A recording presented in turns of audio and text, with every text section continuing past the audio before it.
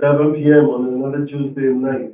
We are here on DLP TV as we continue our series, Getting to Know Our Candidates. I am Courie Cox and I'll be your host again tonight.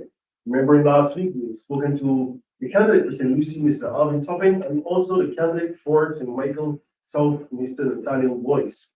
And this week, we have two more exciting candidates, Mr. Andrew Cave, Christchurch West, and Ms. Marie Armstrong. She is a candidate for St. Michael North. So we're going to spend some time talking to those guys, and also former General Secretary Derek Allen. He will be along with us a little later, just to spend a little cameo. So look forward to hearing from him also. So let's go right into speaking to Mr. Andrew Cave. Good evening, sir. How are you? Good evening, Courie. How are you doing? I'm fantastic. I have never noted on that. First of all, good night, Barbados, and I thank you for the invitation to DLP TV, my brother. We have been spending some time here getting to know all of our candidates, and we are certainly looking forward to getting to know a young beautiful and this will be your second time representing the constituency of Christchurch West on behalf of the Democratic Party. What does that mean to you? Some persons might say, Courie, it's an opportunity. Let me say this right, Courie. It's a serious responsibility. I want to thank the powers that be that give me an opportunity again to represent people of Christchurch West. Everywhere going Christchurch West, persons were asking me, Cave, you're coming back. Don't leave us here hanging, So I feel it's an honor and a privilege to represent good people of Christchurch. And you tell me, but not only me, tell our viewers out there. Let's say good evening to all of our viewers. We have persons as far as the diaspora across the UK, North America, the Caribbean, right here, our own DLP family. Give us a little bit of the background of Andrew Cave. What motivates you, Andrew? Well, first, Courie, let me just give you a little background. So, in 1970, I was born to Daniel Cave and Justin Cave. My father was a high-ranking British military officer, and wherever he was deployed, my mother, brother, and I went with him. So this is a picture of your. So this is a picture of my dad. Okay. And my dad resides in Texas now. Hi, Dad. If he's watching, right? If he's watching. Yeah. And this is my mom here. So my mom left Barbados and went to Singapore to meet my father. Married my dad in Singapore. I was born in Singapore, and then we left. We went to England, where my brother was born. Then we lived in Sekong in Hong Kong. And then we moved to Bangkok in Thailand. Then we left there, we went to Cyprus. Where my dad left us, I went to war. Courie, so listen to this, right? Listen to this. I'm trying to keep up with you. Listen to this. We have to hear. We then came to Barbados. Because my father was then going to Germany. Courie, this is 4 decades. I'm still on vacation. Well, Right? So understand this. My name is Spring is buried in 4 of us right here. I'm here to serve the of Barbados. so nothing is in Germany or England or Hong Kong. Nothing. Everything is right here. Right here, my heart. My heart is right here. West and Morgan. Right there. So what motivated you on to get into politics? Fantastic question. So I always ask myself, Courie, why was I born? Why was I born? And later I discovered that our father of independence, Courie, Errol Walton Burrow, and Lee Kuan Yew were very good friends, and they went to university together. Okay, and Errol Burr saw the value in Lee Kuan Yew and what he did in Singapore. Right? When Errol Burr tried to bring the Singapore model here to Barbados, persons misunderstood what he was trying to do. And they actually thought he wanted to bring communism action. And they voted against him in the mid-70s, late 70s. And but understand this today, Singapore today has a surplus of $206 billion in surplus. Well, and in addition to that, they have $501 billion GDP. When we hear of Barbados, our GDP, our debt to GDP is 103. And so you can see for it, results online, the Singapore model work. So my quest really, Courie, is to bring the Singapore model for churches. That is my quest. Some person, when I share that with some persons, Courie, they say to me, that's a big undertaking here. It is. But when should I do something that's not big? If I can do it by myself, I don't need God. I want something big enough that I have to call upon the Lord. And if I have to call upon the Almighty, so be it. And I want people of Prince Church to put their hands in my hand and let us create a local economy. And do it together. And let's do it together. So before we get into the really hard politics, Andrew, what are some of the key experiences or challenges in your life that has shaped who you are today? Courie, that's the question again. I would say there are three instances that stand out to me. And they have to do with my children. I have 6 children. 6. Yeah, don't let it stop my fool you. 6. Don't let it stop my 6. Listen, I tell people that I mean, if they see me sharp, I'm fast. Yeah, but on a serious note, So you will contribute to this NAS that the current currently has in the mess. So you're ensuring that there are more future contributions to be made. I made a valuable contribution to the NAS, but So out of 6 of my children, 3 of my children contributed to my shape who I am today. Really give me the opportunity to build my character. And I remember instance in 2016 with my daughter,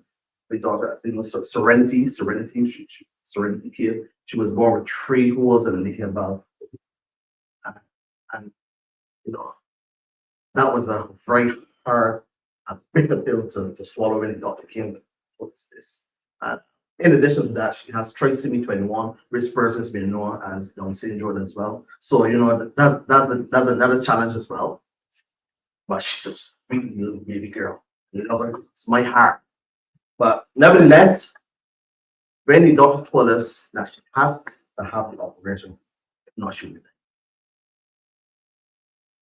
Right? When I heard the cost of the operation, I tell you now, it was $340,000. Doctor told me that we have to get. If not, we're talking with that. But this, it was bigger than me. So I went to God and God granted me, helped me to find the funds to facilitate that process with me. Today, Serenity, massive, Serenity's 8 years old today, and she's very healthy. So can you continue?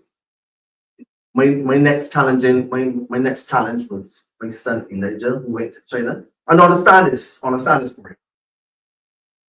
me. Could you imagine that of all the children left from Barbados went to China, my son Elijah was the only person in Wuhan where the coronavirus originated or started. And Courie, I for 3 weeks I didn't sleep. When I finally heard Elijah said to me, Daddy, all the other Chinese children are home to be there to check the parents. And only him and another Nigerian student is on campus. Imagine that. And he told me that food was coming sporadic. They didn't have a set time for them to be fed. And so that was quite troubling. But why this particular instance stood out for me? Because when Elijah got the opportunity to come home, he said, no, Daddy, I stick it at home. And Elijah finished his course when he went. He did the management of science in China and he stuck it out and he graduated. Anytime I reach a tough moment, I remember Elijah. Because he stick up there. Next one I think is most heart-wrenching. It's my first son, Shaquan. You know, I want to get Shaquan. As most persons may know, obviously he died of fortunate circumstance. I just want to say to all persons, fathers, I understand what it means, how you feel to lose a son or not. I understand. Sometimes even standing up, talking to friends, even if I'm in a meeting, something would draw up my memory and I remember my son Siobhan. I have to ask my excuse, or sometimes I would just openly cry. Because for you know they said, you know what they say about us men, that we are emotionally constipated. But you get constipated. I try and get it. So you're emotionally, you also be emotionally sick. I must be a lynx because you say that Jesus had a link there, Corey. For Jesus is the biggest man who walked the earth. Just what? I don't mean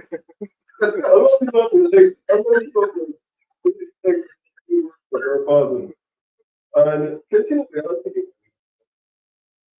how have these personal experiences shape you? There are many children who are living with disabilities. Some people feel as if you're in adequate facilities to cater for them. There's a lot of crime and violence going on in the country also. So being a father to a child with a challenge, with our same kind of stuff. And beautiful child, you'll never think sometimes, huh? But still, the reality is that she takes special attention at times. How does that help you? How does that help you to really see or to really empathize with the challenges and experiences that persons across Barbados with children with many different kinds of disabilities or challenges that they're going through? How does that shape your perspective? Corey, when Serenity came in, we weren't ready. We weren't ready. We weren't mentally ready. In no sense.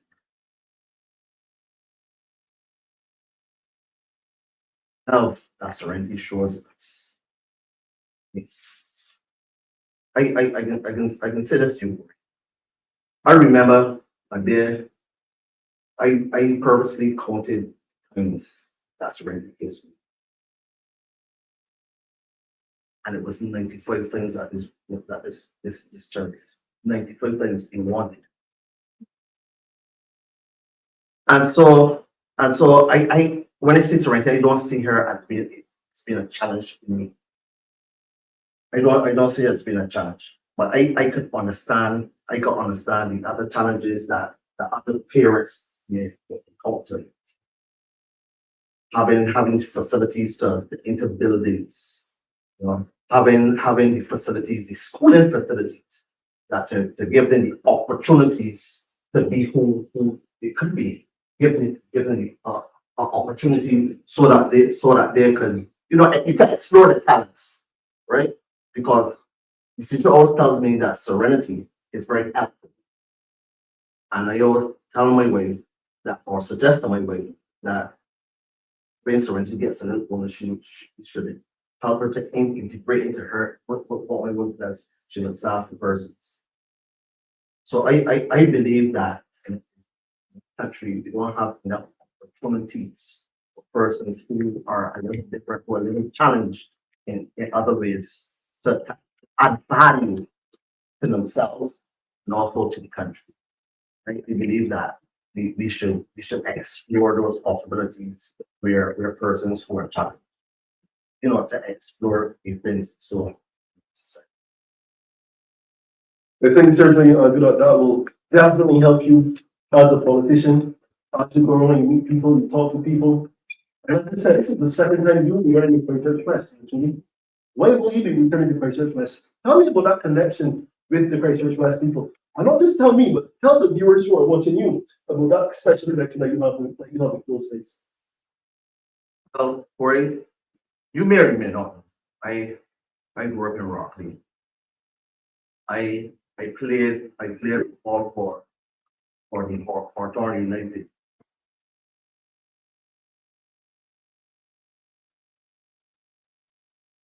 Terry Cillian, I don't know if you know Randolph Hawks, may he rest in peace. And many other persons in Rockley I played with. So as it relates to coming back as a candidate, those persons from the footballing community actually giving they're coming back. We really need you to come back to Praise Church West because truth is right. You went to school. That's some things. A lot of them went to school. That's at some things. The school, the owners, the clerks, the ambulance from Southwark Road, and the Rollins from that.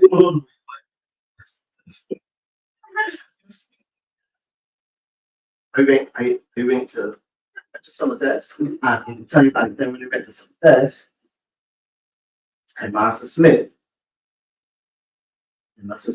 was the answer. And I even remember time when this guy I felt so vindicated when he had because remember this guy he had humbling and used to call him cocky or unfair me at school and they went to the call him to stay up there. They had asked Mr. Smith give me his belt and told me to put some lashes in cocky man. I felt so good for it. I felt so good, right? And as a matter of fact, I saw hockey in Hamilton. Recently when he came back to visit, he said teenager, police to call me teenager Rocky. He said teenager man, I can hope you got my vote. So I have the support from all sectors pretty much. And then you would have sat on the constituency council for Church West also, so I'm sure that would have also given you some insight and experience into being around the Christ Church West constituency. Yes. It's quite interesting because we did some fun days. We had the nurses come in and test persons, but sugar and those different exercises that that would reach out to the community, engage the community. So they have like football, and in that time they had the Thompson Cup, Mhm. and I would do Thompson Memorial Classic. the Thompson Memorial Classic, yes. And as a matter of fact, I sat on board of management with the Royal United Right. so far. So let's get a little bit into your professional experience. And how has your professional journey prepared you for this role with politics? And let's go back a little more. I mean, from when were you affiliated with the deal? Sure. Affiliated from the DLP from 2010. So you've been a member now for something around 15 years or so. 15 It's years. pretty long. So you gotta get the question to you. How has your professional journey, how has your professional experience Oh, prepared you for this journey with politics? but already the truth is that by the time I was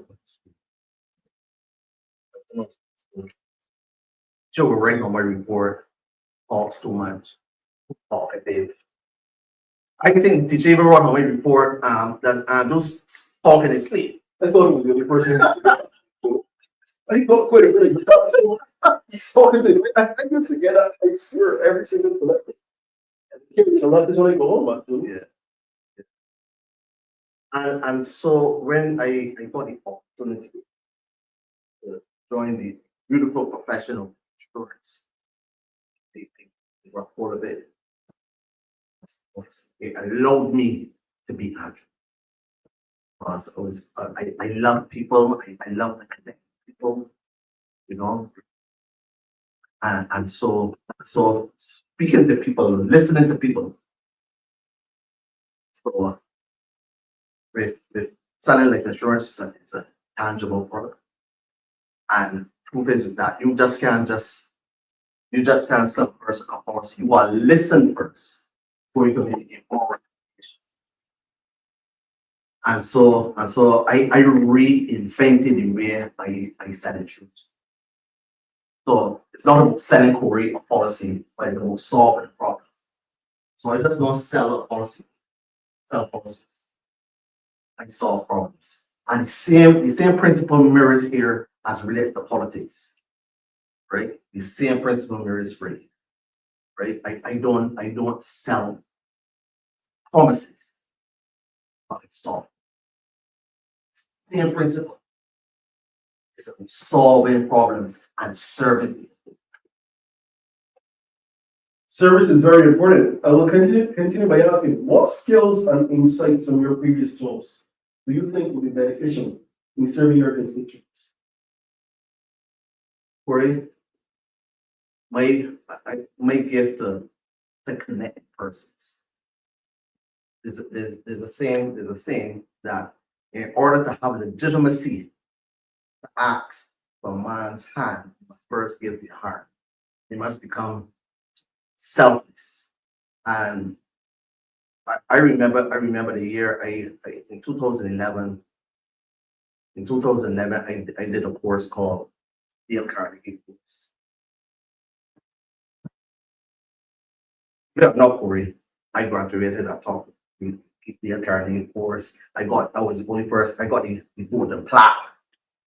And so that demonstrated to me that I had capacity to be able to connect with persons. It's called emotional intelligence. And so I use these same skills of listening to persons. Because persons always think that in order to sell things to be a business person, you gotta have a sweet mouth. No, it's not about having a sweet mouth for you. It's about listening to the people. Because the truth is, a doctor does not sell medication. A doctor solves problems, right? And so we got to do a better job as politicians. We got to do a better job in listening to the hearts of the people and actually meeting them where they are and serve them best. Let's delve a little bit into your community involvement. How have you been involved in the community of this? Right, I remember just over a year ago, I had the opportunity with my CD. I must acknowledge it. His name is Mr. Robin Watson. With the leadership of Mr. Watson and my team, we were able to contribute 400 bucks to for you. But we believe that reading is very important. If you don't travel, Courie, you should read because when you reading gives you the opportunity to experience other cultures. Take you outside the bubble of Barbados. Take you outside the bubble of Barbados. So what are the core values that guide you both personally and professionally? my core value is to be always measured by what is done. Right. As you know, nobody is perfect. We fall down, but we get them. And what I try to do every single day, try to be the best and do that all wants to be. Right? So, what is your vision for the constituency of Great Church West? Oh, fantastic, right? I thought you would never get to that point. I said a lot about that. You feel rather smart. So, my vision for Great Church is to become financial hub. Financial hub. Right. Again, I know it's a big undertaking. I know that. but I know God's help the people of Richards West, we will be able to achieve this. Thus far, we are able to sit down with some of the some corporate players in the market, some corporate players, some investors that would invest in the program. I don't really want to get in too much in it for you, right? I don't want to get rid too much, but how the model will be structured is that the investors would invest into this particular program. We have fellows and ladies from off the block, around the block, in the block, wherever they are in Christians Rest and wherever in Barbados, and bring them into the whole program and the produce that they grow, because what we're going to be doing is aquaponics, hydroponics. And the produce that they're growing, we will sell back to the investors, right? Creating a local market. And that's what I want to do. I can certainly have said that, Andrew, most definitely. Let's continue a little bit into the constituency. What do you think are some of the more pressing issues in Christchurch? Right?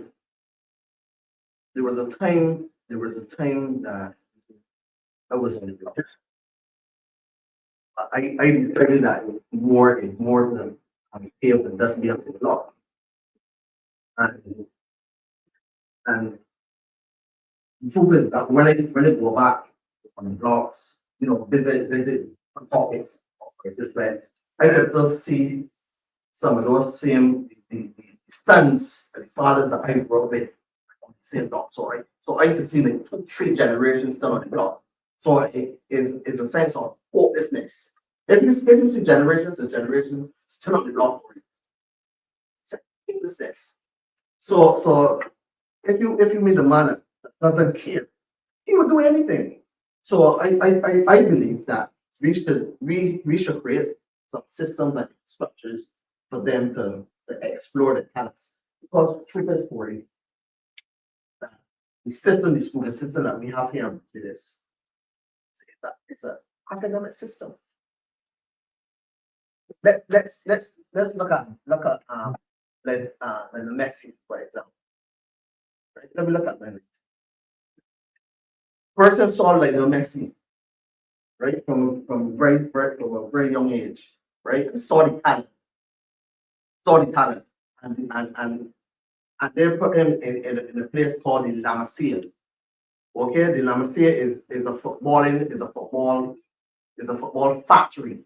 As a matter of fact, Courie, I heard about the La Masia and I decided to call it La Masia because my son Jadon was pretty good at football, and I spoke to one of the directors of the La Masia, and the guy told me, Mr. Cave, I'm glad that you called, but you have to be very, very, very special. As a matter of fact, your son will have to be better than Messi in order for it to come into La Masia. So I'm saying that in Barbados, we need to create structures and systems that will be able to harness the giftings and talents from very young. Not only from an academic point of view, but we have to explore other areas where persons could explore the giftings and talents, because there are many persons on the block that are good at other things outside of the academic system that we have in. That is definitely true, Andrew. For any of you who may be joining us a little late, just to remind you, we're continuing our series as we get to know our candidates. And tonight, we're interviewing Mr. Andrew Cave. He is a recently ratified candidate for Christchurch West, a returning candidate having represented the area on behalf of the Democratic Party in the 2022 election. Later on, we're going to interview candidate Donna Marie Armstrong. Also, he's a candidate for St. Michael North. We'll hear all of that and more. Let me continue with the candidate and also my candidate, because I don't think I mentioned that. And we're just turning Christchurch West. Well, so he is my candidate also. So for sure, I'm going to think if you answer my questions correctly, well, you'll have a vote. So we'll get one vote, my brother. Oh, promise? Of course. How can you be saying that it is constituents like myself to ensure that our voices are heard? Corey, I recently went. One of my favorite places to be. Yes, and I grasp courage because I know that this particular person behind this particular door bought another way. And I knocked on the door, and she came to the door, she opened up, she had on the same hat, and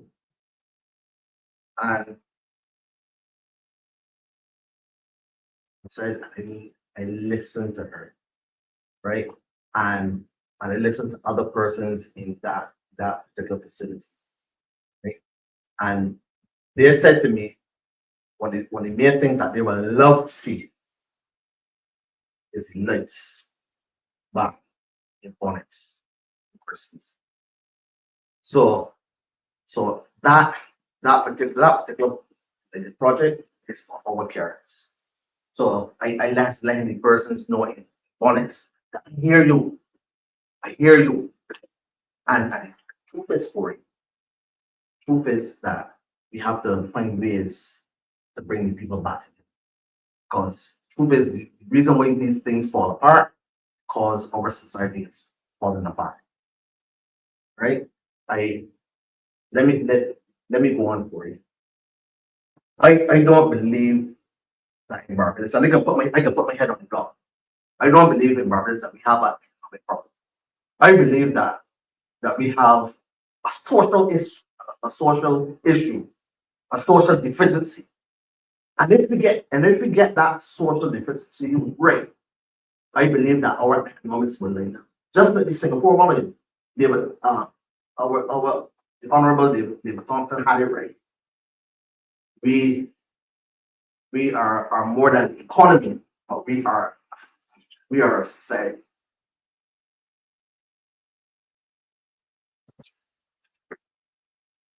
So Corey, I just want the people of Great Church Reston that Andrew Cave is here to serve. Andrew Cave has heard your cry.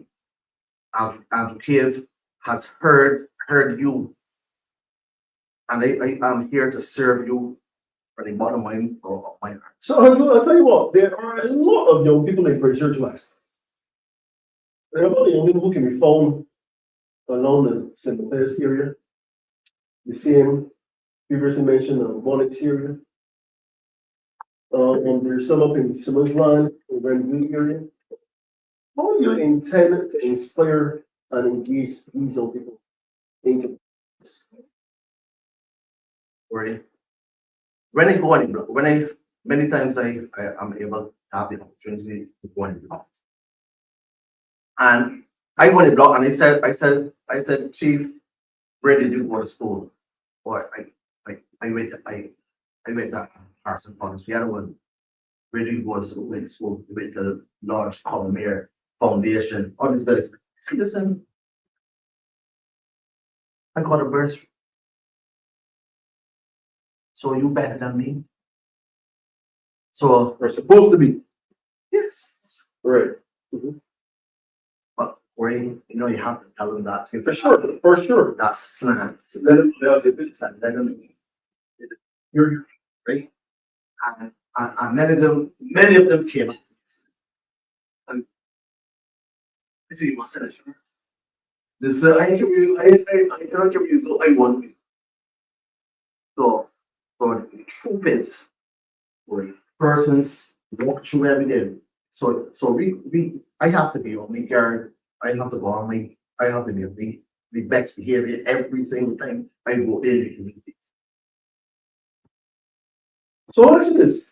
What initiatives do you think are necessary to provide better opportunities for the next generation? Right? I believe that with the school system up here, it has served its time. The 11 plus did well. You set 11 plus, or you set 11 plus. Well, we all did well for that thing. But I believe I believe if we continue to judge a fish by its ability to climb the tree, right? That fish, or that fish, that fish can't climb the tree. So there are some persons in our society who have other talents, other giftings, things that they can do. Right now, we as a country, we as a people, we as a community have to create. We have to create the structures and systems to give those persons the opportunities to explore their talents, because they're not structures and they're not systems in place for them to explore their giftings. So let me ask you a little bit about Andrew, sort of politics yet again. What are some of your interests and hobbies, Andrew? Things you like to enjoy that. Corey, I like football, but That's an understatement, I think. I love football, but little do you know that I was in Barbados, this #1 dance football dance academy in the 80s and 90s. Right? That's Fresh Academy? Dance Fresh Academy. That's Fresh. Dance Fresh Academy, and it was Anyone who's ever heard of Dance Fresh Academy, Yeah. or knows about Dance Fresh Academy, feel free to leave your comments in the comment section. so This is the picture of you, Andrew, in Dance Fresh. yeah, that Fresh Academy. Which one of these are you on? The one on the to the left. So this is what? This is couple. Describe this to me a little bit. Give us the context. So this was at the Gala Award. We got a medal, and this was the Gala Awards, and this was the last performance, because they put us on last, because if we were to put on, if they placed us high up in the program, no persons were in the auditorium. So they put us last and kept the auditorium filled.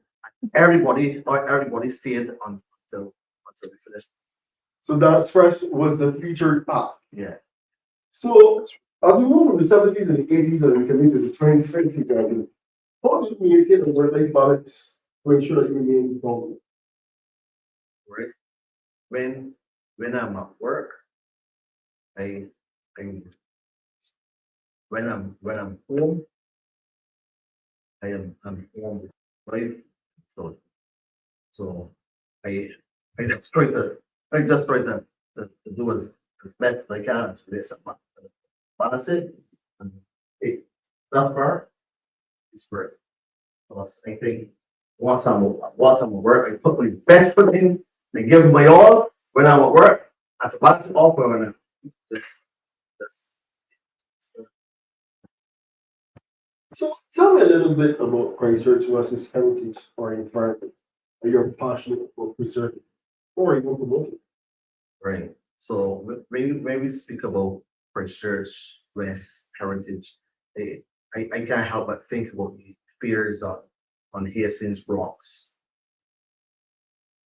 I remember when some attacks fears, the entire community. So you have persons from sergeants and some players and police. Everybody will come down and support that particular event, right?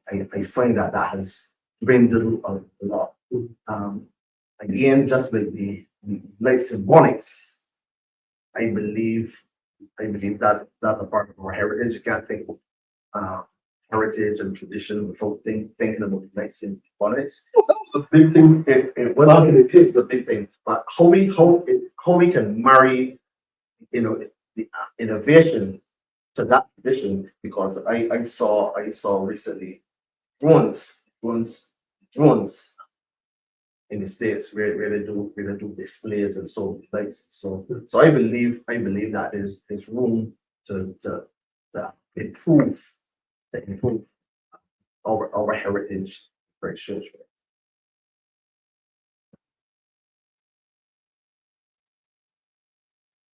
Sure. Christchurch West has its unique needs and advantages. How do you plan to harness and enhance these for the benefits of all? Come again. Christchurch West has its own unique needs and advantages. Right. How do you plan to harness and enhance these for all of the residences? Let's take, for example, there's different social demographics in Christchurch West, as we both know. So it gives to the unique needs of the constituents. But how do you plan to enhance all the benefits? Right, so this goes hand in hand with our plan for our plans as it relates to for Church West to become the financial. So what we plan to do, we have a program set up where we're gonna show to that specific profit it's speaking about. Right? There we're gonna look at the other demographic which would encompass persons from the villages and kids, right? And what our quest is really to bring the two together, to really the bridge. Because once we get this right, Courie, right? I know it's going to impact it in such a positive way that it will have less friend. So it's about merging the two demographics together. Thank you so much, Andrew. And as we bring this segment to an end, I want to give you the final word, Andrew, to say to the residents of Christchurch West and to our wider supporters and family in the Democratic movement. Thank you so much for giving me the opportunity to represent you. I'm here for you. Or can I give them my number? It's your number, Andrew. So my number. It's your number. So I want to listen. Everybody up there, do you have a pen? Get your pen and you call me. 231-7698. 231-7698. Andrew K. Thank you so much. God bless you. God bless Christchurch. Ladies and gentlemen, that is Mr. Andrew Cave, the recently radicated Christchurch West. Transitioning from Andrew, we're going to Miss Dawn Marie Armstrong. She is the new candidate for St. Michael North. I'm sure Dr. Dawn Marie Armstrong, because in the 2022 election, she won Miss Dawn Marie Armstrong, but she has since completed all her studies, and we're going to welcome Dr. Dawn Marie Armstrong to be with us tonight, and I'm sure she has a lot and lots to say.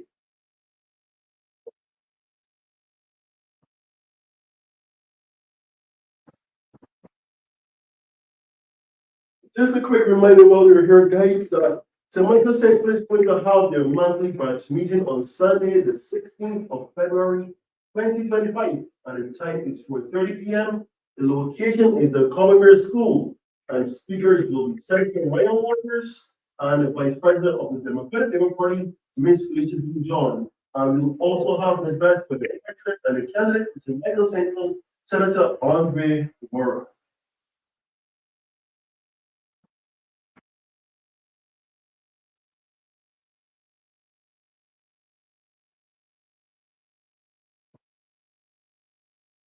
Welcome back to DLP TV. Tonight, we're continuing to get to know all of our candidates.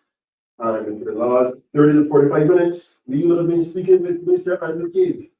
He is the candidate for Christchurch West on behalf of the Democratic Labour Party. But now we have Dr. Dawn Marie Armstrong, and she will be the new candidate for St. Michael North. Good night to you, Dr. Armstrong. Good night, Courie. Good night, Dr. Dawn. How are you? I am pretty good myself. Tell us a little bit about Dr. Dawn. Tell us a little bit about the transition and the sacrifice that you made from Dawn Marie Armstrong to Dr. Dawn Marie Armstrong, those late nights studying, missing your family, your friends, being in the cool city of London. Tell us a little bit. Becoming a mother. Talk to us, Dawn.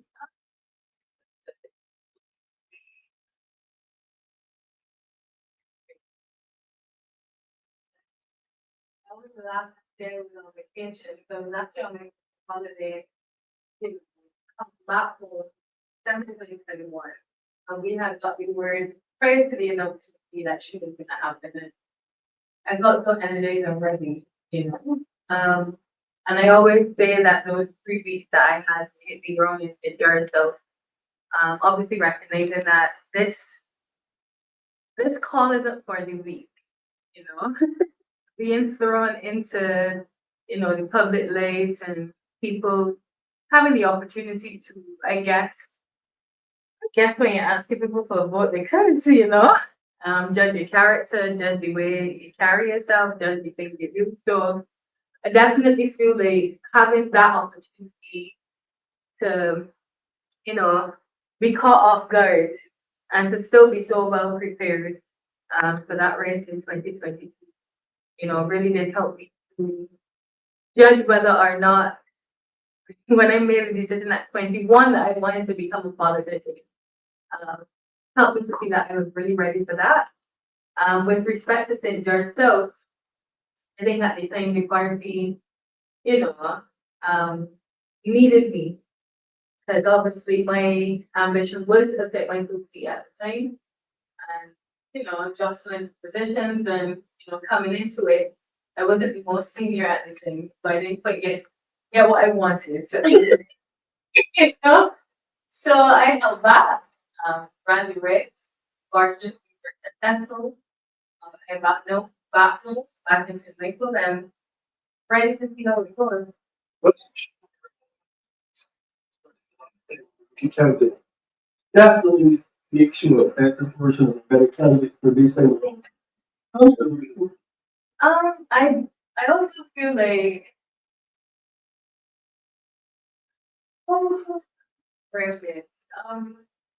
I think I'm a figure that attracts quite a bit of dialogue, and I think what 2022 has done is given me more of a profile in terms of, you know, knocking on the door and people already saying, "Oh, we're for."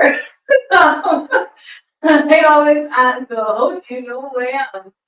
You know, people always tell me, "You see what I do," and they don't see what I do. This person in the neighborhood, you know, coming in, and they always show this enthusiasm, you know, when they see my face. And in my profession as a psychologist, I quite enjoy, you know, the conversation, getting to know people. And with politics essentially being a person, it allows me to tailor my approach in a more human-centered way, I'd say. So I definitely find I touch people just as they touch me, understanding their needs and equally being even more driven, because you would know that I love return home for other reasons. But I've made it in my life within the last 6 months that are in, and come what may, I am grateful to the people that make it hard for me. So before we get really heavy, Dawn, tell us a little bit about fathering. A little bit about me. I'm very driven. I always say that, very driven. I've always been very ambitious. As I said back in 2008, I was just 21 years old. I contested in the case of the elections and contested successfully. I was against the leadership.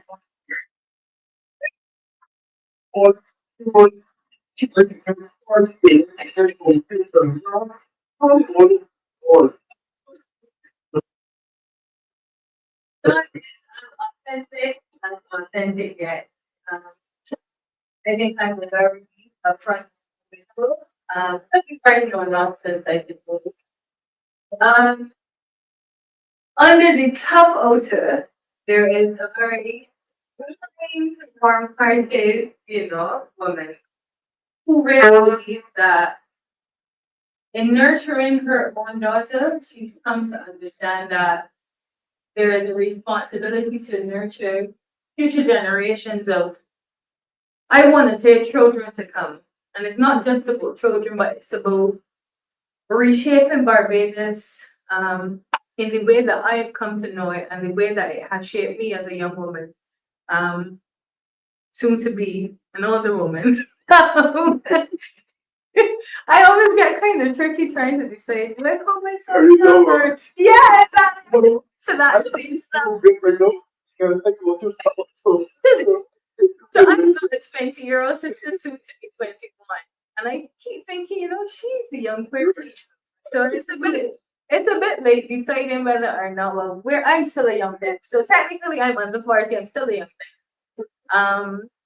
But I definitely feel that my ability to nurture has really come to the forefront in being a mother and sharing that responsibility to more than shape future generations to come and hopefully be able to build the life that I would want as we age, to see certain things and to put certain things in place and to hopefully advance our systems and to continue to develop our country. I would hope in time in another 30, 40 years, we will be able to say that we made a difference, in Barbados. And for me, that's all there is really. I guess I haven't shared a lot, perhaps, and I've come to value my privacy as well, being in this space. And I guess you don't want too many people to know how vulnerable you can become, in that instance. But there's a lot to learn. My constituents know me very well. They know how real conversations can get with me, and equally, I like to know that I'm approachable in that way. well, I want you to strictly, as a parent, how refreshing and therapeutic is it to see life through the eyes of like this? Person who doesn't know which from poor, away from poor. Yeah, my daughter is 4, so she's a toddler. She acts like an adolescent though. As a parent, it is wonderful to receive what I would say the love of a child. It sounds really strange, but my daughter just expresses her profound love for me at every single turn. Mom, I love you. Mom, I love the way you take care of me. Mom, I love the way you do my hair. And it just makes me feel as if, somebody hate that sometimes receive. Because I tell people, and we had a training session 2 weeks ago, and I tell people there's a real tough thing to be a dad. It's a real tough thing to wear your party colors, wear your party paraphernalia. It's a real tough thing to be on, social media championing because of your party. So you get a lot of hate in this country when people know that you back the party of our barrier, you're seeking to take it forward. So when you have that hate being counteracted with the love of a child that just sees you for you, it's the most heartwarming feeling you could ever imagine. And I said, with her innocence and her ability to discern, the type of woman her mother is, I just hope that eventually Barbadians get to see that love. People. License, well, ladies and gentlemen, if you're joining us a little later, this is Dr. Connery Armstrong, and she is the recently ratified candidate for St. Michael North. Now, I'm going to ask you, what are some of the key experiences in your life that shaped who you were today? Being able to hold the office of games manager person for that year and seeing that Cato at the time and still is a microcosm of society, I made up in my mind within that year to build it that the changes that I was able to bring about at Cato with respect to sport, I wanted to bring about those changes in Barbados. 50 years on, there isn't much that has changed in sport. And the truth is that people would say, oh yeah, the focus is sport, the purpose is sport. But the truth is that we are really dropping the ball with respect to diversifying our economy through sport. And ever so often we see, sports tourism popping up here or there. We see these initiatives happening here or there. But the reality is that we need substantial investment in sport. And I do believe that if we receive the investment that we need, the serious cash injection in sport that we need, and I'm not talking about a World Cup tournament or anything of the sort, because we still don't understand what benefit that's had, to the economy. We still don't know any real financial, forensic accounting pertaining to the benefits, be it immediate or future benefits, I should say, or even the legacy benefits, of the World Cup. But for me, I definitely feel sport being qualified to on the highest levels in my discipline, I do see it as my responsibility as a former national development scholar to literally show people how we can grow our country, grow our economy, and move our country forward by utilizing sport as a key tool. And the University of the West Indies helped shape that for me. I think that's one of the most important. I'll continue by asking, what was it? My profession. I tell people all the time, if you are a serious professional, the journey never really. I think I grow and develop at least twice a day. You know, a new experience comes. You speak to a client, you speak to a constituent. I tell people all the time, I've grown the most. Having left Barbados, all bright-eyed, heading to the United Kingdom. You know, getting an opportunity, I would say, being fortunate enough to come back with a qualification that no one else has. But the major challenge I found in the United Kingdom was this classification of being a minority. It never quite sat well with me. And, you know, when you apply for a job or you do anything, any questions that are asked, you fill out a survey, you know, what's your ethnic group? You know, do you classify yourself as being, well, I think they kind of abolished the term now, Black, Asian, minority, ethnic, being Black, minority, ethnic. And I think the politically correct term at this stage is, you know, ethnically diverse. So I leave Barbados, you know, being the majority, go to a country, become a minority. And it seems as if your life it's supposed to be small, I suppose. So I guess the things that I've accomplished in the United Kingdom, having recently resigned from my role, well, not so recent because I gave them about 3 months notice, but recently returned home. But when you go into certain spaces, people act as if, you know, how did she get? How did you get from Barbados to be in this room? How did this happen? Da, da, da. So you often find you're always kind of sharing on how you became or how you did or why you did. And it eventually gets tiring because if I weren't deemed a minority, you know, people would not be so surprised at the things that I would have accomplished. And I definitely feel that drove me more to return home, to continue my work because there is a purpose for what I've done. The truth is, I do intend to stay actually right here if they That was fun. Oh, it fire, it gave fuel to your cause, to your purpose. You know? I think it gave more fun, you know. In the UK, it was very much tiring. You know, it was just like, it's just fun. Like, you know, I don't want to have to tell a story every time I meet some person new. I don't want to have to share about aspects of my life. I don't want to have to open up or be this source of motivation or, you know, be that person let down to it because, you know, she's different. So yeah, let's show them that we are diverse in this way, or, you know, our organization hires people where eventually it became very tiring. And the minute I got off that plane on January 5th and the warm wind hit my face, I just felt, and I always say that rest, that peace. And you do need that rest and that peace, you know, because if we working during the week, you got to sleep on Sunday night to wake up Monday, sleep on Monday to wake up for Tuesday. So it literally felt, and I returned home at the start of a week. And once I rested Sunday night, I was just ready for whatever was to come. So I'm very, very happy to be back. Honestly,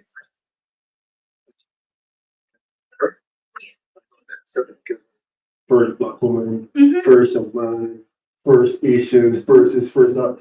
And you get it in sports a lot. You know, you get it a lot. And it's like, I just wish the world would get to a point where we rate persons based on merit. And not necessarily, oh, he's the first person to do it because she came from Barbados and she's an issue home in the UK. So she's in the room because she's capable of being in the room, you know. And those are the kind of things that I tend to support for sure. So we were thinking alike, Dr. Connie Armstrong. Tell me a little bit about your community engagement. How have you been involved in the community at this point? Well, I started canvassing as soon as we were known on the 21st. I was in the constituency from the 22nd. And what I will say, being back in the urban constituency, I would actually assert that most urban constituencies are quite the same, not just demographically, but in terms of their needs. So you would recognize that in St. Michael North, you have communities that you have, like the communities like Rosette. Needs are practically all the same. And when I say practically all the same, all I have heard across these boxes are we need social spaces, we need places for our cancer. Rosette in particular is in a state. So Rosette's Plainfield needs full landscaping. I definitely feel that the government is serious about, developing communities and rebuilding social spaces. I think Rosette would be a very, very good area to launch a full-on renovation of not just the facilities, but to consider how you can further engage the constituents and the residents in and around Rosette. So I think about 3 seats cover the Rosette area. So it could be a collective project in St. Michael North East, St. Michael West Central, and also St. Michael North, in terms of building that community. It is interesting and again just quite sad because we know the government has been back in office. This will be another 3 years. And sadly, these needs aren't new. And it's just unfortunate that these communities have not received recognition, have not received help, have not received the assistance. Things as simple as being able to book a community center. I've had to personally call, the office that deals with the actual submissions. I find it problematic that young people who want to utilize a community center have to write a letter to that division to then get permission from the person who has that division to do something as simple as a dance class for younger children in the community. Every government is serious about, upscaling and actually improving on these services. I think they need an electronic system where persons can actually log on to book these spaces, where the communities and the constituents have direct access to these spaces, where these spaces are not monopolized, and a person is, a key contact, and if that key contact doesn't like the person within the constituency, then that person can't utilize the space. I think that investment needs to go into some form of a platform that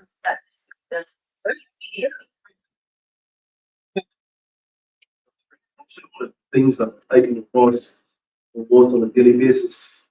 Persons who have to get a letter from their MP in order to apply for the job. So someone may see on one of the job ads, they go, for example, one of the requirements. Like, that's probably reaps a little bit about prejudice. It's not even just the prejudice, it's just downright victimization. And what we have seen in politics within the last 3 years, because yes, there have been 2 sweeping victories at the polls, and one can't overlook that. But equally, there is this undercurrent of fear in the country. So people are fearful of doing this or saying this, or they know that it's a problem, but they're fearful because, their son or daughter got an opportunity under this administration. And essentially, people are fearful and they feel indebted to the government, when truthfully, the government should be indebted to the people of Barbados who voted them in. So you find this weird thing happening in politics where people are just essentially wanting change, but are a bit apprehensive because they don't know what the repercussions in terms of, having their needs met might be, their needs met now. And it is quite scary even going up to campus and seeing some people stand by your window and like call you, because they don't want somebody see them talking to a DLP candidate. It's just a bit odd. I would tell you that, In St. George self, I remember I posted the Christmas line back in 2021, yes, and free food, and people would literally come at the window and be like, yeah, but I want food, but I don't want nobody see me here. And I was just like, what? So things as simple as, getting things done or even having those basic needs met. People are afraid to let people see that those needs being met, by an opposing individual. But the truth is that the Democratic Labour Party is the alternative. And we need to show people that we are the alternative, and we need to empower people to know that they have a choice. And I want people to trust and believe that when I become the Member of Parliament for St. Michael North, that it doesn't matter whether you are a Barbados Labour Party supporter or a Democratic Labour Party supporter or an independent candidate supporter, you will have a voice. You will have the opportunity to speak to me, to speak up, and to feel as if you're not being judged for those choices. It's something that saddens me actually at this point. Well, it's definitely refreshing to hear. So, for those who may not, constituency of St. I mentioned the large people with that. We have other constituencies, other communities, like Claremont. We have, and it's interesting because I guess we will speak about this a little later on in terms of the issues. But if you travel now to Lodge Hill and you go through Claremont, you can come through Claremont from the top, or you can come to the bottom of Lodge Hill. You meet a community by the name of West Road. And it is a very interesting community, and the needs of that community itself are unique. And I don't want to disclose too much about the exact community, but what I will say is that the Member of Parliament needs to go and speak to members of that community. As the person who is seeking to unseat him, I do believe until that time comes, he has a job to do. And it is his responsibility to ensure that those residents are taken care of. Most of the communities, we have the husbandry development communities, we have the part of Green Hill, interestingly. We have part of White Hall as well. It is just a seat that when you consider it, you're a bit in St. Thomas, you're a bit in St. James. Ryan and I, we meet on Hines Hill, and he actually came up last Sunday and canvassed with me. But it is just a constituency that's full of life. So, yeah, I like it. Nice. I'll tell you what, can you share any specific instance up to this point where you've made a tangible impact so far in your political career? A tangible impact.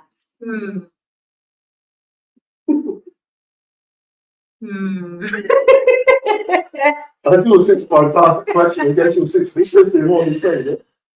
I guess the tangible impact would be to let people see that, resilience is one of the qualities that I think any person should possess. And I guess people would say after 2022, I remember I go to my MUA and you're going to certain places and spaces and people are like, "You running again?" It's like, yeah, so what happened in 2022? And then it's like, what happened in 2022? The most tangible impact that I've made is to show people that your circumstances don't determine, whether or not you strive for something. It has to be something within you. And I tell people all the time that this journey into politics for me hasn't really been so much so about the external and what people say and what people do. It's about knowing what you've been placed on this earth to do and staying focused on that. Pertaining to my work within St. Michael North at this point in time, as I said, the constituency already has an MP who has to work and who should be working because that's his job. But after we launch imminently, again, because you have to see this race not just as, getting the most votes when election is called, but being very strategic about what you do, when you do it, how you do it, exactly where you do it, and ensuring that everyone and their needs are catered to. And I definitely feel people will feel more of that on the ground, closer to summer. But I am happy to actually have people working. There are certain things that are being done within the constituency that people are complaining to me about. But again, waiting to see where the current MP is going, and then hopefully seeing how we could better improve on that. So what is your vision? My vision for the constituency, and we just can't talk about the constituency, but we have to focus on Barbados. So my vision for the constituency and as a hopeful future is essentially to see our people empowered. And I speak a lot about empowerment and even enrichment because, again, as I may mention earlier, people feel fearful. People feel as if, oh, the one thing that scares me the most is I'm not voting. BDC, EFG, Z, I am voting. And they see that as them having the power to choose not to vote, when in fact it's the reverse.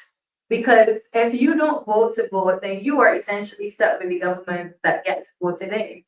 So to even empower people to now even believe that they have the right to vote, that your vote is a source of power, your vote is something that should be given off free will, your vote should be something that is given to the person that you think will best represent you, is one of my missions at this point in time. So I always ask whenever I meet a constituent, whenever I go to a house, very openly, what's the vibe presently within this community for the Democratic Labour Party? And I address it right away. So what's the vibe? What are your thoughts on the party? And what that does is that gives people the opportunity to let you know, not just how they feel about the party, but how they feel about you. And being able to stand and listen to the good and the bad, because believe it or not, it is not all bad, to be able to give them the opportunity to speak and to actually take that on. And by the end of that conversation, convince them to vote for you is, I think, one of the most empowering decisions that you can give an individual. And when it comes to the enrichment aspect, I think you hear skills and trade being thrown around a lot, but essentially, how do you do that? And it links right back to the same thing that we spoke about earlier, the community centers. We could go into education. I dare not touch it tonight, sorry, because we will be here forever. But we could go back to the vocational training. We can go back to, sport. We can go back to actually, as soon as a child goes into the system, figuring out what that child loves and what that child is good at, not necessarily academics, but actually being able to continue to build on that throughout that child's life is essentially what would get them to feel, what would allow them, to feel enriched as a human being, give them that social responsibility to feel as if they can make a worthwhile contribution to Barbados. So people talk about the brain drain and the lack of opportunities. And I agree to some extent, but if people are empowered and enriched enough, they create those opportunities. And Barbados will become a country that will facilitate them being able to create and to actually not to have to fit into a box. And as a person who would have left Barbados, always with the intention of returning, do not ever mistake, that I was coming home. The question would have been when. I do believe that there is an element of, yes, there's euphoria, and then reality sets in. And then you're like, every place becomes bad the longer you stay. So I'd rather be bad in a place where there's a beach, where I can relax, where I can be with my family. And bad is relative. And I do see it as our responsibility going forward to ensure that we contribute in a real substantial way to people empowerment and enrichment in this country. So if someone said, what was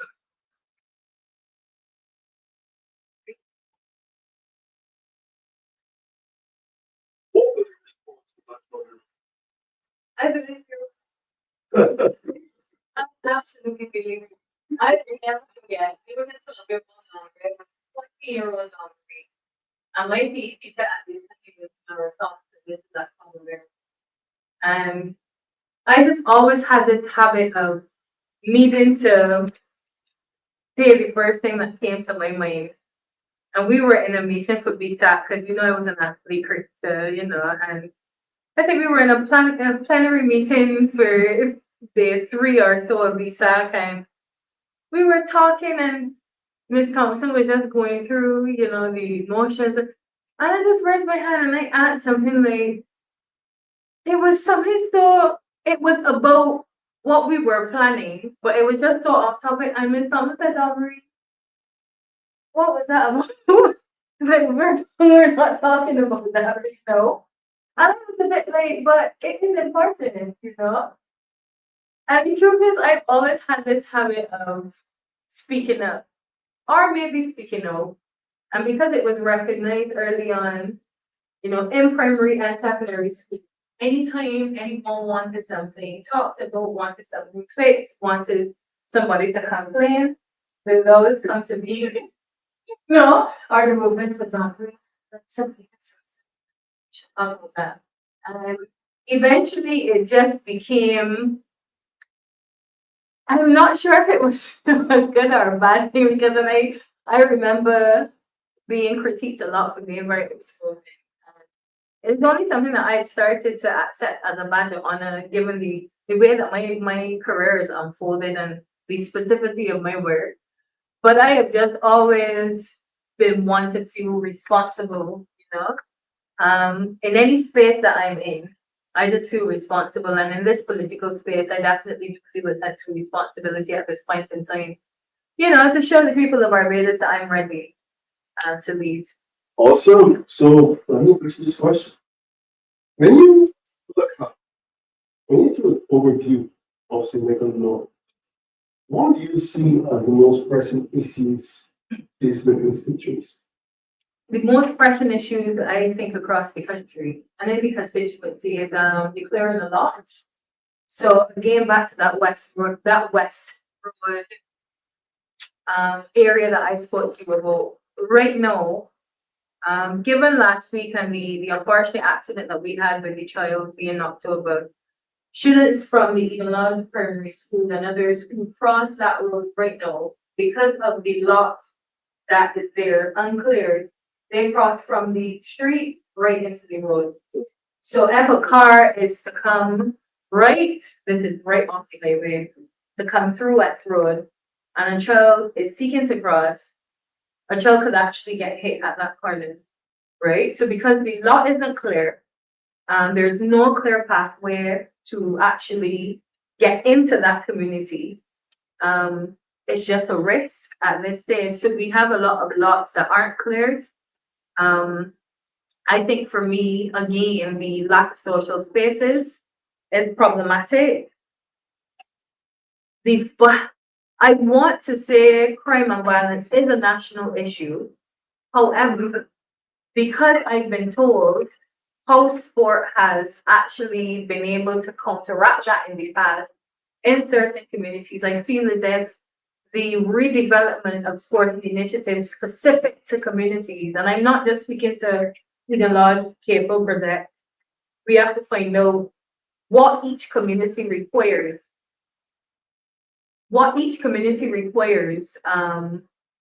To see what initiatives we can tailor to those specific communities. And yeah, structurally, too many buildings are worn down.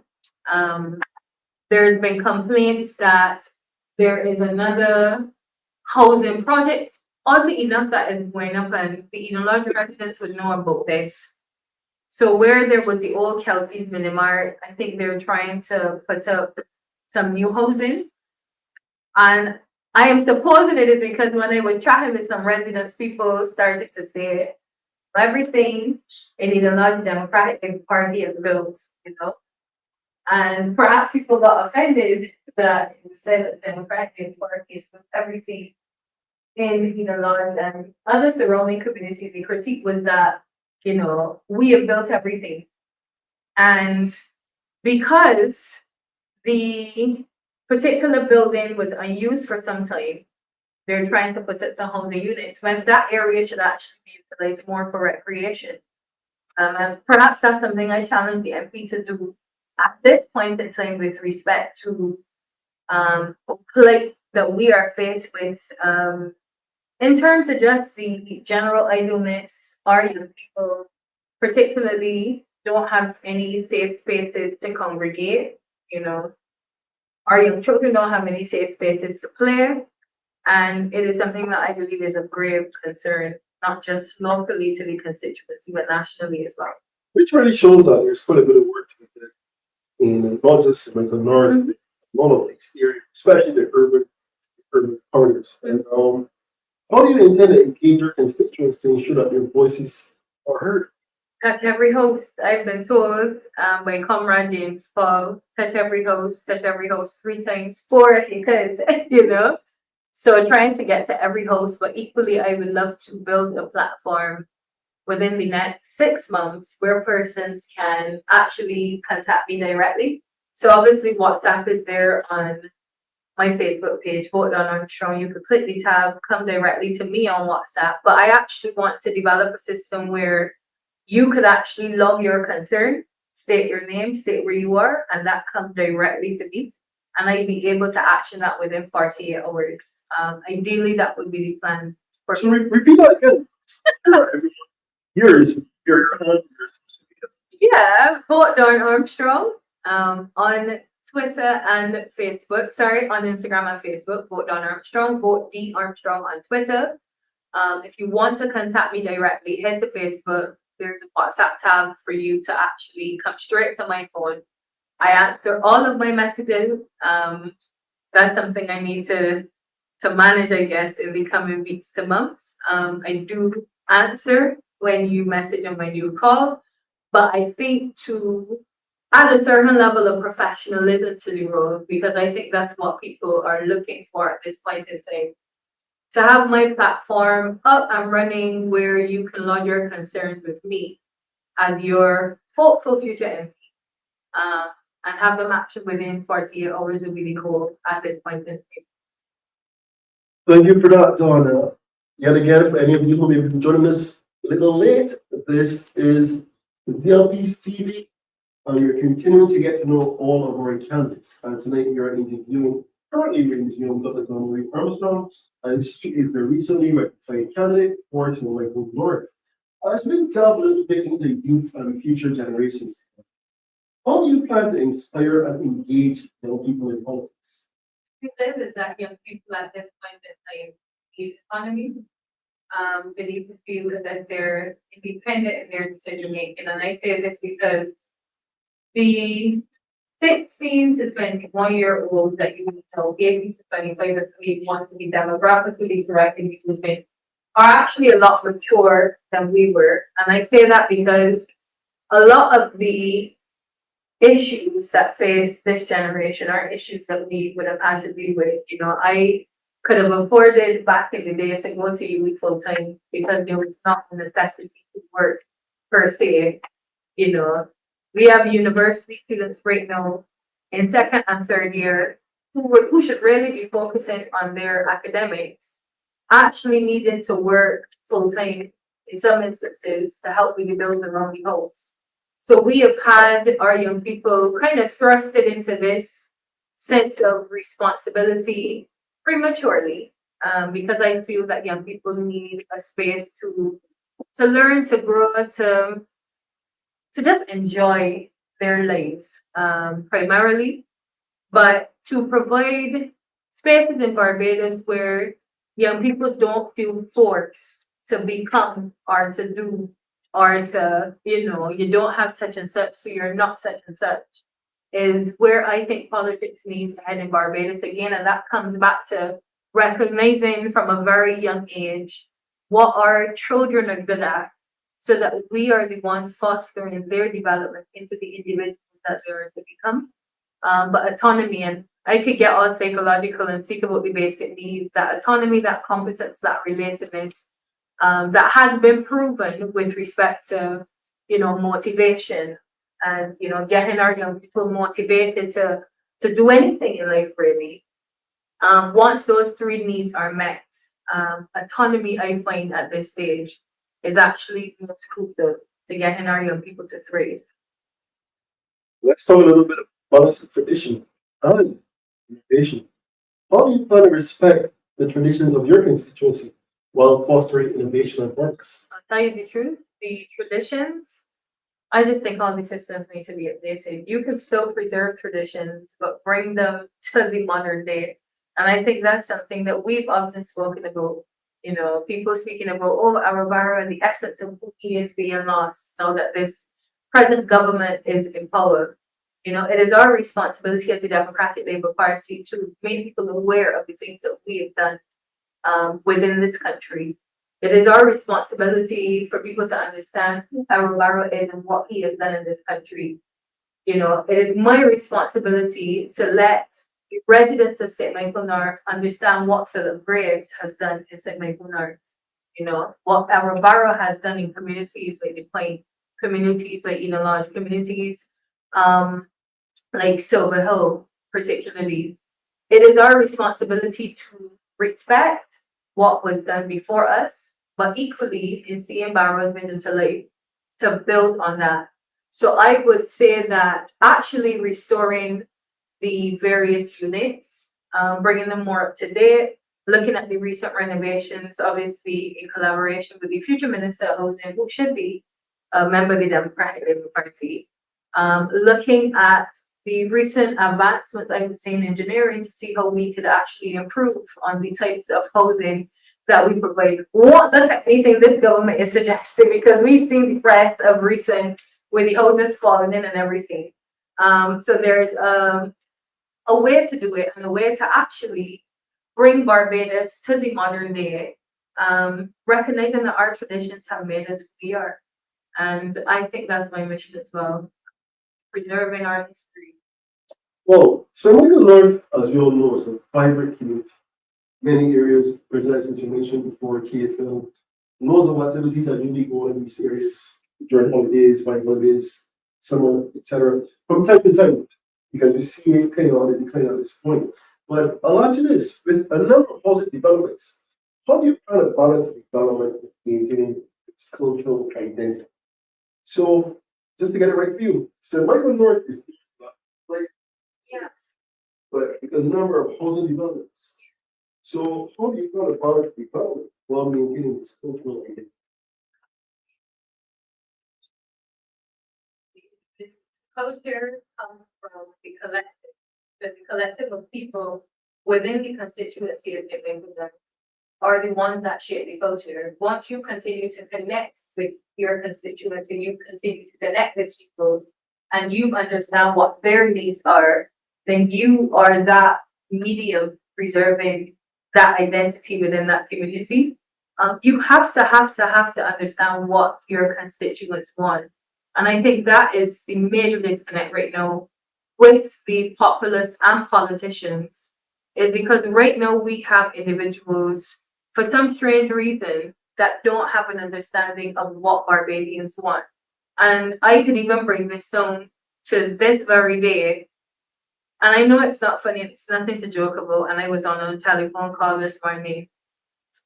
So for some reason, I left home with $100, right? I don't know why I thought $100 was stretched long enough.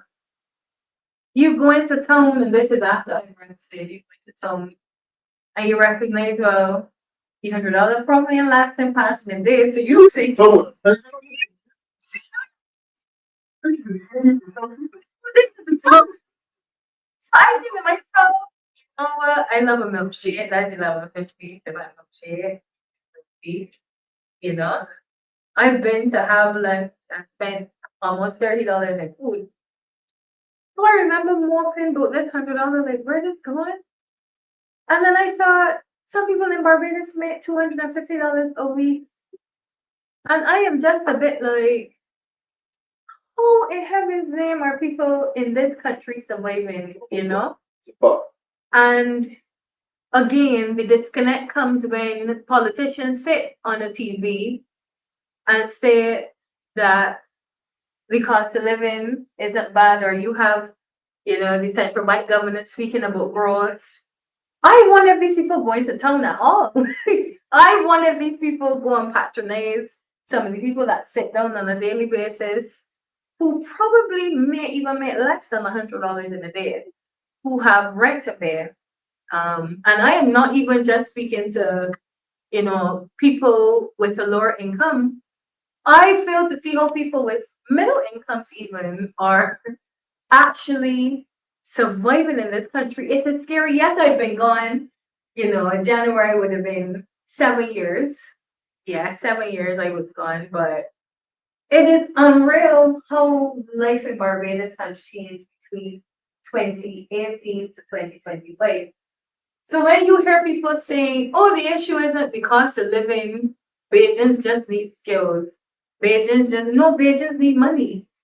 The government has to find a way to get money circulating. And you hear people saying money scarce, and people joke about it from the time what's small, you scarce than $100 bill. $100 bill is literally the scarcest thing right now. So for politicians to actually not understand the fact that money is just evaporating and people aren't spending because it is so hard to come by. And an economy can only grow if people are really spending money. I need to understand how the figure is projecting growth when really there is no stability, It is scary for me, and it is very scary. I can, so each time I put $100 in, at first I just thinking, boy, I am coming back home with this.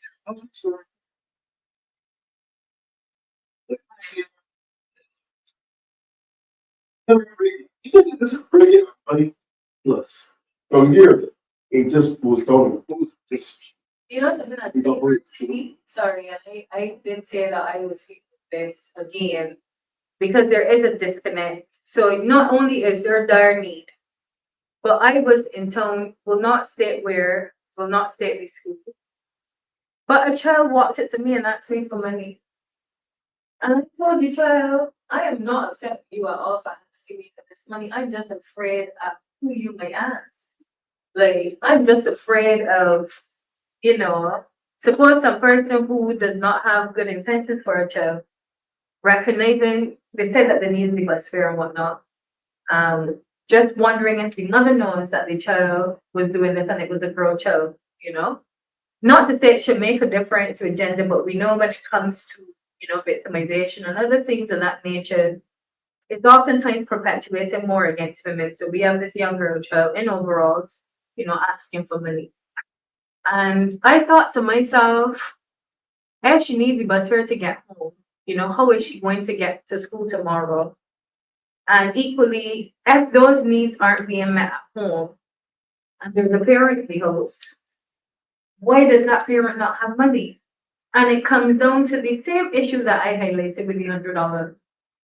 There's no money, and our politicians need to get into households to find out why, there's no money. And I am not going to take politicians seriously, no, until I understand why we have such a problem in this country. School children on the road begging is something that, I can. Well, it's a deep story. I must say, ladies and gentlemen, that is Dr. Donnery Armstrong.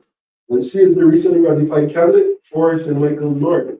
But Dawn, before you go, I'm going to give you a chance to say a couple words to its constituents in St. Michael North. You will see me. You will see me for a very long time.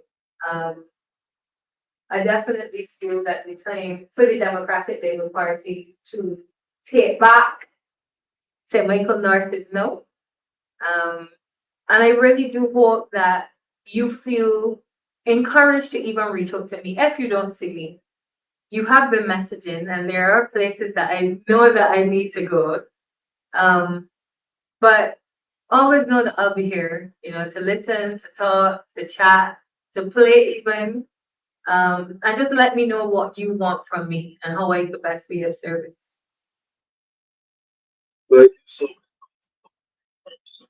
Indeed, I know for a fact we will hear lots of Dr. Donnery Armstrong. This is a special week for all the members of the Democratic Party. It's a week last year when the president of the Democratic Labour Party, leader of the opposition, there was so much going on.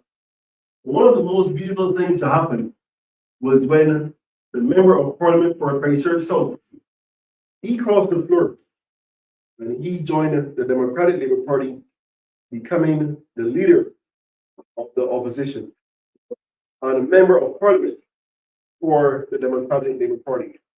And as we take a few minutes to reminisce on that moment, we are going to do that with none other than former General Secretary of the Democratic Labour Party, Mr. Derek Ali. Allow me to welcome Dr. Derek Ali to the set. Good night to you, sir. How you doing? Good to see you. And good to So it's good to see you, Dr. Ali. go on with your favorite young Democrat. But I had a conversation with Dr. Don a few minutes ago, and we were trying to figure out if we're still young or not. Always be young. And 71, so you'll always be young. You will always be young.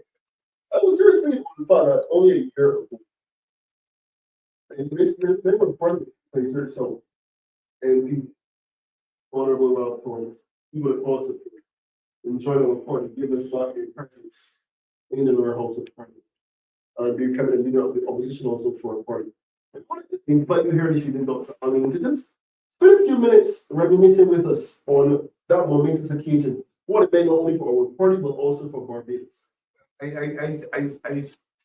must say without hesitation that it was a very signal moment in politics. Many people know that in 2018, actually crossed those words. And therefore, people would be saying, Abdully crossed no white problems with the issue. But if you really internalize it, Mr. Abdully would have not been in a position to speak about anything the government had done. The government was in office for a couple of weeks, and they had no record as being a government. So Mr. Abdully found himself in a very awkward position. So anything he made a criticism about was really about the former government. Therefore, for most of Mr. Abdully's position as leader of the opposition, there was nothing really to criticize the then the administration about, because they had not yet been in government. Mr. Stone was different. The track record. And he had been sitting in the armchairs of the government for 3.5 years. And he was therefore able to make a judgment on what the government was doing, what was transforming Barbados, who were the people benefiting from any transformation being made. And it became very clear to me that he had decided he had enough of it. And that transition then, to me, made a lot of difference in the politics. Mr. Thorne came over a year ago, just as the estimate will be presented, and straight away, I don't know, I just have often said to him, I don't know where he got the energy from, but he took on the estimates as though he had been in opposition before. He took them on, and then he went to the budget. And I have heard many political theorists one of the best responses to our budget since the years of Don. So would you say that was the Smith in the century on his debut against, I think it was South Africa or Australia many years ago? You know, I know you made recently. I like you. I just think that they will play with stupid, right?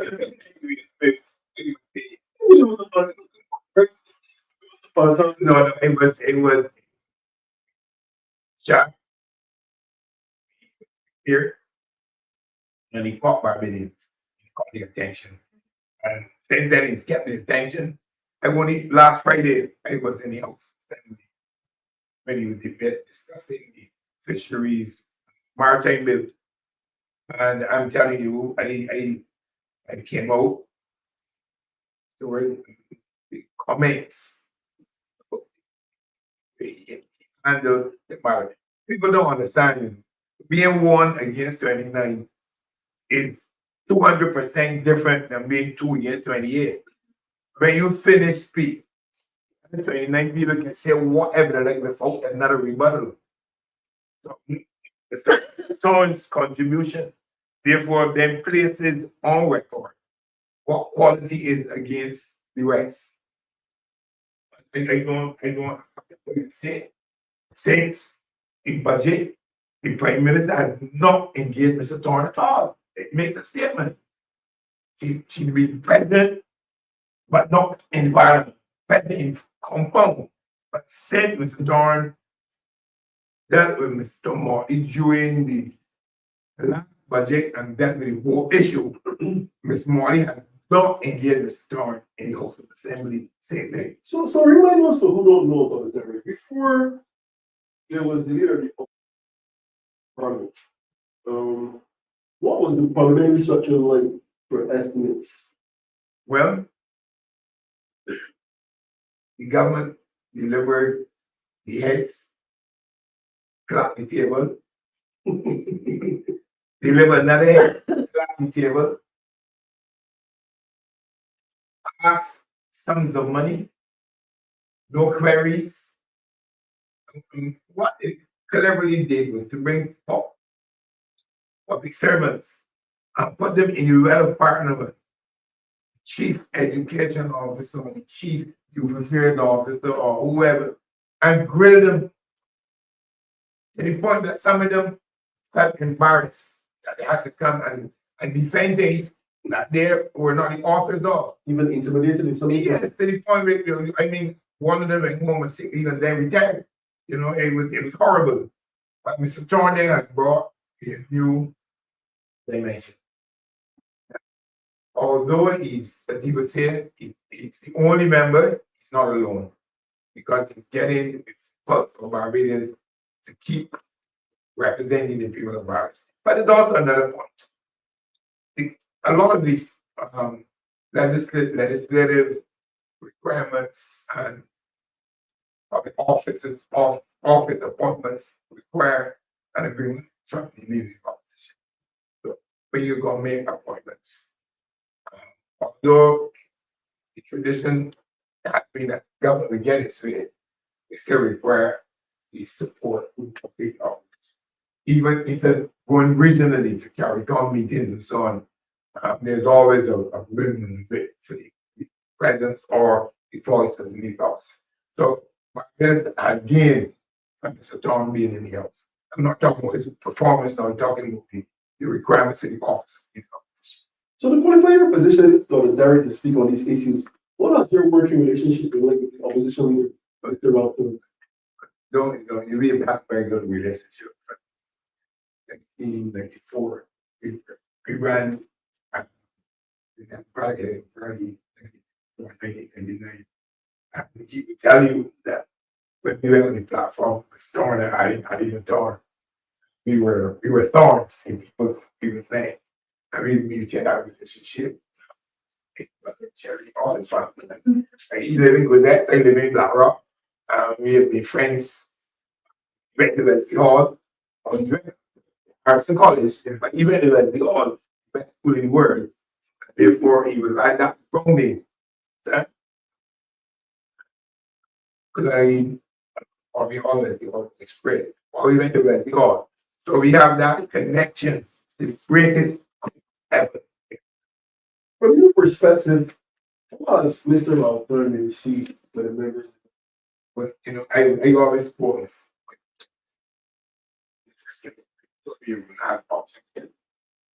Some people who will remember that you left, you have incumbents, that your presence will rob them out of positions that they hold the challenge what they have.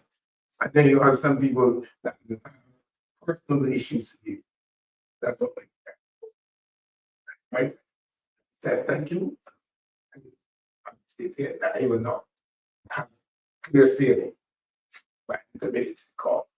I'm willing to work with each and every individual, every organ in this party, and to work with Barbadian institutions generally to bring opposition to the government. And that's my first mission, bring opposition to the government. After that, I will build together people that can lead the government. That's what. Working everything has been sometimes because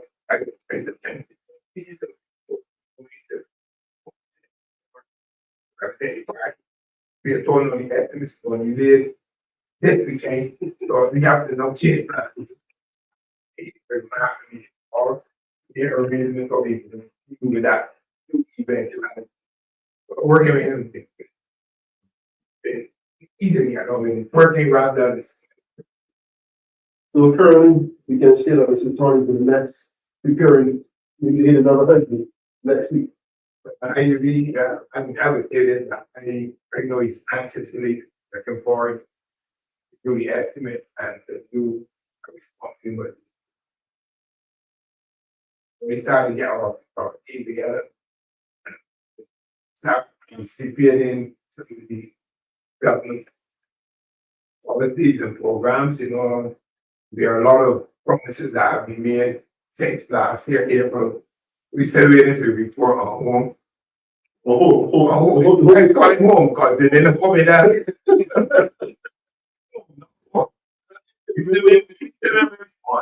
There's a commission set up on national security because they won't call it work for the ballot. I mean, since that this committee on peace, safety and something. I really know how much meetings they had. My information is confusion box. There was the report that the Constitution Committee submitted, supposedly a discussion on that. I've been in the year, exactly where we're going with that. There was a town commission on local government. So we still waiting to hear. There was supposedly a report coming out from several committees to deal with what happened in COVID, aftermath, COVID, and where we're going. Nothing. I mean, really. So we can't wait. Mr. Strong cannot wait for the response to anybody. We are definitely in a waiting pattern, because I mean, now wherever I go across the length of the Western market, everybody says, do not give up. We need a democratic Labour Party. This country needs an opposition. You're told that like, we need someone to speak up and speak against some of the things that are happening. By extension, what do you think Barbados has accepted Mr. Ralph as the leader of the opposition? I would say, there are going to be people who have personal likes and interests. My cousin called. There's so many people that went into the thinking. There's consultants, and if I get in a slice of bread, the baker that give me slice of bread is standing over me. I have no negative comments to make. But generally, other than those influencers, those I think Mr. Torrance and well received in Barbados. I think we're always going to find people who have some negative comment to make. But I was moved significantly in my stomach when I went to the lecture. The embarrassing. I was not going to ask you about that, actually. And I mean, forget the size of the crowd, forget the quality of the presentation. But people stayed on long after it was finished. And that came on the back of the church service, one of the biggest Moravian churches in Barbados. Wesleyan Holiness churches in Barbados, in St. John. When we got there, we had the same 4 rows for us, 4 pews. Service when we were upstairs. Democratic Party members, the 4 were taking the church, half the left side, and the summit upstairs. That was the turnout to support us. Okay. And I know that a lot of comments were made about other aspects of the party, going back to the early days of the transition, conference in August, with a lot of negative publicity and so on. But I think ever since then, we've got a new vibrant president, new vibrant secretary, and young executive members, like 30 and 35, and that's how they is who got all her running with the team. Democrats had a meeting 2 Sundays ago out in St. Michael Northwest, and good turnout, good contribution. You were there, sir. Excellent meeting. No fault. But we don't control the media. This is the only opportunity we have to get our message positively out. Whenever we hit the other mainstream people, they always find something that is supposed to be negative targets. I want to thank Mr. Dorn for bringing his years of experience, his intellect, ability to get along with people. Inspired. I know because you got personal relationship with person, people will feel like you doing call and stuff. But I'll tell you, Donna, I mean, I want to thank you so much for coming and sharing a little bit with us as we reminisce on the 1 year anniversary, Mr. Florida. So, coming yet again back home, the Democratic Labour Party leading the opposition cause in this country. It would be remiss of me to sit here tonight, Dr. Allen, and let you go without asking you a couple of questions. One of these nights, we are going to have a one-on-one session with you, for sure.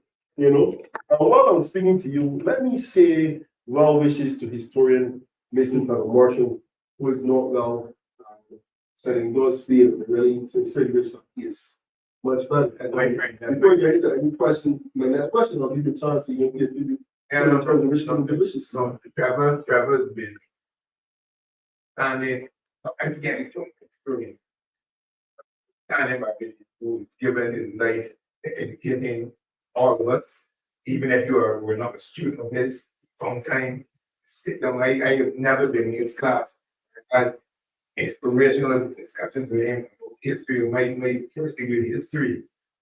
And he was part of my love. He gave me that inspiration to do history. And the way he made it live. And he continued to do so. I had some very personal moments with him when I was at NPW, representing his cause against some malpractice at college. I also enjoyed doing tours with him around Bridgetown and so on. And also by being a friend, a person committed to the cause area. I wish him best recovery that is possible. And I hope that we will have him around for the don't think we can let him go before we do some interviews with him, really talk to him, and I can only Godspeed. Well wishes to you, sir. Yet again tonight, we are coming back to the base foundation tonight. We are continuing to interview our candidates. We recently ratified 15 candidates as we continue our preparations for the upcoming elections, whenever they may take place. And having you here, Dr. Arlene, you would have run back in the day in the 90s. Tonight we interviewed Mr. Advocate from Bridgetown West. We had Dr. Armstrong, who's going to be representing St. Michael North. Tell us a little bit about your experience. I mean, today still you are with the young guys out there canvassing. Call you anytime for advice, for presence to speak. You are always available, sir. My first question to you: what is the difference between then and now, as far as canvassing is concerned? I sit and listen to people. I heard a political writer, expert, make a comment about democratic reference in everything.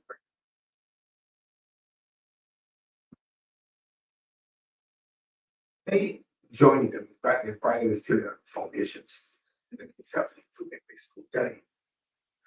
Jews, you're all Jack Walker in the foundation time. My pull into politics was the quality of the speakers on the platform. Judah, Barra could not do in terms of public speaking. Spring, Robinson Scotland, Patsy Springer, Legna Cry, Louis Tell. You had people that when you went to their meeting, you learn something. You remember a word, a phrase. I remember the first time we hear that we had melancholy day. Today was the melancholy day. I never heard the word before. Come on, the platform, so you have fun away mode. You said, oh yeah, people saying that politicians short speak to ahead or the people ahead. Politicians supposed to educate, activate, lift it up. You got people who are making warning statements in Parliament. Huh? And you go in Parliament last Friday, I was embarrassed. When Mr. Tom finished, I can sit down there. I can listen, but watching debate today on television. And I listen to people, and apart from practical, the rest ain't connecting. There's no connection with the subject matter. So that's different at that level. But there's also differences. You and Calvin say, you're going to walk along with a pocket full of money. No, you're only going to consider, you got a pocket full of money, you got to go. And people running down the people change, and the politicians taking people on the yard. You're in the constituency, people wanted you to articulate issues for their development, for their involvement in a youth group, they're a member of a club, they want to know you're going to be able to have the club, if you're going to be able to have in that more teams. That's the difference. And I sometimes prove it to be honest, you had people, politicians in this day. And when he said that, a lot of politicians encourage that kind of behavior, that mendicant, dependent, begging mentality that you got. It's simply me, the politician, the be all and the end all of everything. And therefore, if the politician, you can't survive. Therefore, that's why so many little French groups, influencers, people who are known for all kinds of reasons, find themselves as politicians to become people. Some of these politicians in Parliament, I say this, and anybody can question me. If they were not elected, nobody would know them. If they're in Parliament Friday and people, politicians walking, I didn't know them. I had to turn it up. Which one that is? You know, who that? Been around long. People can come in the house and you gotta be asking who which one that is. Then I hear people saying that storm pick people that people don't know. You got people that elected. And people don't know them. And the truth is that some of them that come on the radio and the television and make presentations, they embarrass you. They embarrass you because they don't connect with the subject. They come and they make statements. And what something that upset me are that they don't mean what they say. You know, there's no ain't coming from the belly. It's not something that burning them that they come in with an answer to deal with the problem. They're rehearsing some statement that somebody write and give them and tell them go and say that. That's what politics is. And the other issue is that everything, as a matter of fact, Mr. Torrance said last Friday, yeah, where the only member of Parliament in here that got a vision is the Prime Minister. You mean no other member in cabinet ain't got the vision? Everything back to the Prime Minister, back to the Prime Minister. Every person that makes the statement start with thanking the Prime Minister for the vision. So Mr. Torrance said, none of the rest of them ain't got the vision. Then the initiative, and they hate me. He was right. You can't get any of them standing and making a statement unless you start with the Prime Minister as he bringing the message, evoking the idea, creating the environment. And it's really sad. It's really sad. And I'm glad that Storm is taking a position that all of his people will get a chance to tell Barbados what he about, what he or she is about, and to put their position on. They have a voice and independent in their thoughts, so that they can represent your constituencies without shoulder and belly to the world. Well, I want to thank you so much, Dr. Derek Ali, for coming and sharing that exciting insight with us. My last question for you, short and sweet. What advice do you have for Mr. Educated and Dr. Marie Armstrong? The only way that you're going to be accepting constituency is to know this. Know your constituents. And I tell people house canvas is one thing, but know your constituency. Know where the shops are, where the mechanics are, where the where know your constituency. So that when you open your mouth, you can speak about things. You see the achievements, strengths, and so on, but know your constituency. All this, I say, yeah, do your house, but know your constituency. What are strengths of it, all the needs, and all that. Connect with people, connect with them. That's the only way you can be a good one. Thank you so much for that, Dr. Derek Ali, and those parting words. Know your constituents and connect with the people. This is DLP TV, and we're wrapping up another series as we continue to get to know our candidates. Honest voices for the people. Thank you so much. I'm your host, Courie Cox. Good night, and bye to everyone. Dancers, come forward, walk out. This one I got worldwide. Just days after former government backbencher Ralph Thorne crossed the floor, he's taken the oath of office as leader of the opposition. Cross the floor, let me do it some more like Ralph Thorne. Ralph Thorne. On the other side, cross the floor, cross the floor, cross the floor, let me do it some more like Ralph Thorne. Wait, man, Ralph Thorne. Dancing, come back again. Our turn is the latest trend. Everybody know link up a friend. This one designed for the and more will be left over. dancing, come back again. Our turn is the latest. Are these trips so important? Link up a friend. This one designed for the women and men. Yes, I'm for real, member. Take a I am for real. and I can't decide, so I'm moving with Don't it. let me talk out your business. Don't let me talk out your business. All right. And I can't decide, so I'm moving with it.